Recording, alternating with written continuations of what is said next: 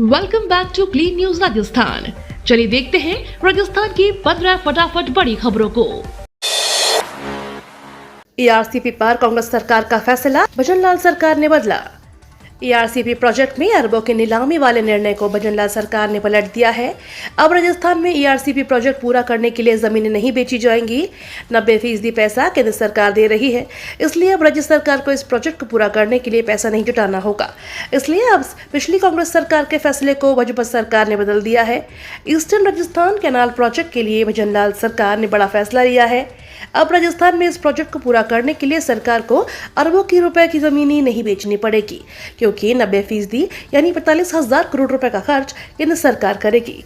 राज्य सरकार को अब सिर्फ 5,000 करोड़ रुपए ही देने हैं। देश का पहला संविधान स्तंभ बनकर तैयार। जयपुर ऐतिहासिक नगरी के साथ साथ शिक्षा नगरी के रूप में भी विख्यात है, जहां विदेशी और भारत के अलग अलग राज्यों से छात्र छात्राएं शिक्षा लेने पहुंचते हैं और शिक्षा के साथ यहां नए नवाचार भी होते रहते हैं। ऐसे ही जयपुर स्थित राजस्थान का सबसे पुराने और सबसे बड़े विश्वविद्यालय राजस्थान विश्वविद्यालय में भारत का पहला संविधान स्तंभ बनाया गया है, जिसमें छात्र और लोग स्तंभ पर स्कल्पचर और मूर्तियों के माध्यम से 1946 से 1950 तक के संविधान बनने की पूरी कहानी देख सकते हैं। अशोक गहलोत के इंग्लिश मीडियम स्कूल बंद होंगे। राजस्थान में चल रहे 2000 से ज्यादा महात्मा गांधी इंग्लिश मीडियम स्कूलों को हिंदी मीडियम में बदलने की तैयारी चल रही है। शिक्षा विभाग ने जिला स्तर पर अधिकारियों से इंग्लिश मीडियम स्कूल के मौजूदा हालात, टीचर्स की संख्या, स्टूडेंट्स की संख्या के साथ उसे फिर से हिंदी मीडियम में शुरू करने की सिफारिश मांगी है। इसी के आधार पर फैसला कर शिक्षा विभाग इंग्लिश मीडियम स्कूल को फिर से हिंदी मीडियम में बदलेगा। राजस्थान में भाजपा सरकार को 2000 से अधिक अंग्रेजी माध्यम विद्यालय को हिंदी माध्यम में कन्वर्ट करने की तैयारी कर रही है। माना जा रहा है कि अगली कैबिनेट बैठक में इस संबंध में प्रस्ताव पारित किया जा सकता है। अंग्रेजी माध्यम स्कूलों को पुनः हिंदी में बदलना बेतुका और गरीब विरोधी। राजस्थान के करीब 2000 महात्मा गांधी इंग्लिश मीडियम स्कूलों को पुनः हिंदी मीडियम में बदले जाने पर पूर्व सीएम अशोक गहलोत ने सरकार पर सवाल खड़ा किया है। उन्होंने इस फैसले को बेतुका और गरीब एवं मध्यम वर्ग विरोधी बताया।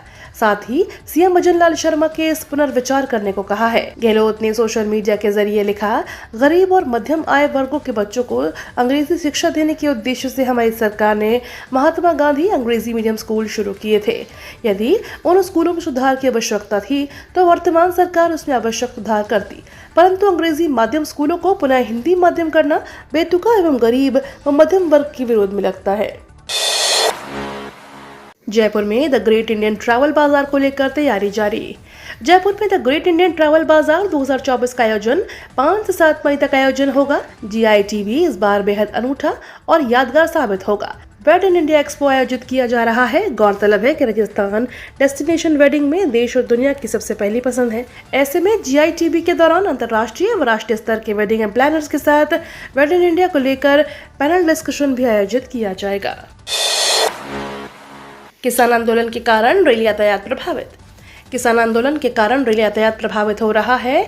उत्तर रेलवे के अंबाला स्टेशन से शंभू स्टेशन पर किसान आंदोलन जारी है। इस कारण 5 से 7 मई तक के लिए उत्तर पश्चिम रेलवे से जुड़ी 3 ट्रेनें रद्द की गई हैं। उत्तर पश्चिम रेलवे के मुख्य जनसंपर्क अधिकारी कैप्टन शशि किरण ने बताया, आंदोलन के चलते पिछले कई दिनों से ट्रेन संचालन प्रभावित हो रहे हैं। अब आगामी 3 दिन के लिए भी ट्रेनों को रद्द व आंशिक रद्द किया गया है। अजमेर से जम्मू तवी के बीच संचालित होने वाली पूजा एक्सप्रेस परिवर्तित मार्ग से चलेगी। 16 मई से होंगी 27 प्रतियोगी परीक्षाएं। राजस्थान लोक सेवा आयोग की ओर से मई और जून माह में 27 विभिन्न विषयों के लिए आयोजित की जाने वाली असिस्टेंट प्रोफेसर, लाइब्रेरियन और PTI परीक्षा 2023 की तैयारी को अंतिम रूप दिया जा रहा है। परीक्षा की शुरुआत 16 मई से होगी और परीक्षा का दौर 2 जून तक चलेगा। आयोग ने सचिव रामनिवास मेहता ने बताया कि इन परीक्षाओं के शुचितापूर्ण आयोजन और डमी अभ्यर्थियों की संभावना को रोकने के लिए आयोग की ओर से इस परीक्षा से अभ्यर्थियों की हैंडराइटिंग का नमूना भी अटेंडेंस शीट पर लिया जाएगा। इसी प्रकार अटेंडेंस शीट पर अभ्यर्थी की स्पष्ट और बड़ी फोटो प्रिंट की जाएगी, ताकि परीक्षा केंद्र पर वीक्षकों की ओर से अभ्यर्थी की पहचान सुनिश्चित करते हुए डमी अभ्यर्थियों को रोका जा सकेगा। नौसेना में अग्निवीर बनने का गोल्डन चांस। भारतीय नौसेना में नौकरी की तलाश में भटक रहे युवाओं के लिए सुनहरा मौका है। इसके लिए भारतीय नौसेना ने अग्निवीर SSR और एमआर के पदों पर भर्तियां निकाली हैं। जो भी अविवाहित पुरुषों और महिलाओं इन पदों के लिए आवेदन करना चाहते हैं वे आधिकारिक वेबसाइट पर जाकर अप्लाई कर सकते हैं। इन पदों के लिए आवेदन प्रक्रिया 13 मई से शुरू होगी। राजस्थान रोडवेज के सफर पर मंडरा रहा खतरा। राजस्थान रोडवेज में सब कुछ ठीक नहीं चल रहा है। रोडवेज के मौजूदा और रिटायर्ड कर्मचारी एक बार फिर से आंदोलन की तैयारी में नजर आ रहे हैं। कर्मचारियों के संयुक्त मोर्चे का कहना है कि उनकी मांगों को लेकर सरकार बिल्कुल गंभीर नजर नहीं आ रही। मोर्चे के मुताबिक आचार संहिता खराब होने के बाद उनका डेलीगेशन सीएम से मुलाकात करेगा और उसके बाद आगे की रणनीति तैयार की जाएगी। जरूरत पड़ी तो आंदोलन का कदम उठाया जा सकता है। राजस्थान में चूहों से फैल रहा खतरनाक रोग। राजस्थान में लेप्टोस्पायरोसिस और ब्रुसेलोसिस बीमारी के मामले में लगातार बढ़ोतरी देखने को मिल रही है। लेप्टोस्पायरोसिस बीमारी आमतौर पर चूहों से मनुष्य में फैलती है। पिछले 4 महीनों में इस बीमारी से जुड़े मरीज लगातार सामने आ रहे हैं। चिकित्सकों का कहना है कि लेप्टोस्पायरोसिस के लक्षण आमतौर पर सामान्य बुखार की तरह होते हैं और यह बीमारी जल्द पकड़ में नहीं आती। चूहों के यूरिन से फैलने वाली लेप्टोस्पायरोसिस बीमारी के सबसे अधिक मामले जयपुर, अलवर, दौसा, अजमेर, टोंक, भरतपुर, करौली व सवाई माधोपुर में देखने को मिली है। राजस्थान में 7 से 10 मई तक लू चलने की संभावना। जयपुर मौसम विज्ञान केंद्र ने आगामी 7 से 10 मई तक राजस्थान के कई जिलों में लू चलने की चेतावनी जारी की है। जयपुर मौसम विज्ञान केंद्र के निदेशक राधेश्याम शर्मा ने जानकारी देते हुए बताया, वर्तमान में राजस्थान के अधिकांश इलाकों में तापमान सामान्य है, यह 40 डिग्री और उससे नीचे है, लेकिन आने वाले दिनों में न्यूनतम और अधिकतम तापमान 2 से 5 डिग्री सेल्सियस तक बढ़ेगा। पश्चिमी राजस्थान में अधिकतम तापमान 6-7 मई को 44 से 45 डिग्री सेल्सियस तक रहेगा। उन्होंने कहा कि राजस्थान में 7 से 10 मई तक लू चलने की संभावना है। जयपुर में आमेर मावठा से निकाला 2 टन कचरा। जयपुर को स्वच्छता सर्वेक्षण में नंबर 1 बनाने के लिए नगर निगम हेरिटेज द्वारा हर संभव कोशिश की जा रही है। इसके तहत शनिवार को आमेर स्थित मावठा सरोवर में विशेष अभियान चलाया गया। इस दौरान 2 घंटे में 2000 लोगों ने मावठा सरोवर से 2 टन से ज्यादा कचरा इकट्ठा किया। इस दौरान नगर निगम के 1000 से ज्यादा अधिकारियों और कर्मचारियों के साथ ही सिंगर रविंद्र उपाध्याय और कनिका के साथ विभिन्न सामाजिक संगठनों और शैक्षणिक संस्थानों के प्रतिनिधि भी शामिल हुए। पीएम मोदी बोले, ओबीसी कोटे पर डाका डालने में लगी है कांग्रेस। बिहार के दरभंगा में चुनावी सभा को संबोधित करते हुए प्रधानमंत्री नरेंद्र मोदी ने कहा, कांग्रेस ओबीसी कोटे पर डाका डालने में लगी हुई है। आरजेडी भी इनमें कंधे से कंधा मिलाकर चल रही है। 2007 में बिहार के शहजादे के पिता ने मुसलमानों को कोटा देने की बात कही थी। ये SC/ST ओबीसी का आरक्षण छीनकर मुसलमानों को देना चाहते हैं।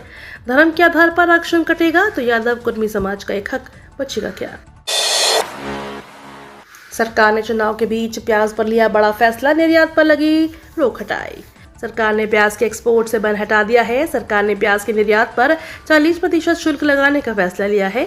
इसके साथ ही मिनिमम एक्सपोर्ट प्राइस 45,800 रुपए प्रति मीट्रिक टन निर्धारित की गई है। पिछले साल दिसंबर में प्याज के दामों में उछाल आने के बाद सरकार ने इस एक्सपोर्ट ड्यूटी पर बैन लगा दिया है।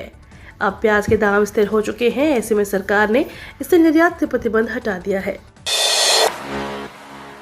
अमित शाह ने माना, राजस्थान में बीजेपी की सीटें कम होंगी। राजस्थान लोकसभा चुनाव में बीजेपी की हैट्रिक पर केंद्रीय गृह मंत्री और पार्टी के सबसे बड़े रणनीतिकार अमित शाह ने ही सवाल उठा दिए हैं। अमित शाह ने एक टीवी इंटरव्यू में सार्वजनिक रूप से ये स्वीकार किया है कि राजस्थान में सीटें कम होंगी। शाह ने कहा कि राजस्थान में हमारी बहुत कम कटौती 1-2 सीटों की हो सकती है। लोकसभा चुनाव के रिजल्ट आने से पहले इस बयान को सियासी रूप से काफी अहम माना जा रहा है। ये तो थी राजस्थान की बड़ी खबरें। रोजाना सबसे पहले अपडेट पाने के लिए क्लीन न्यूज राजस्थान को अभी सब्सक्राइब करें।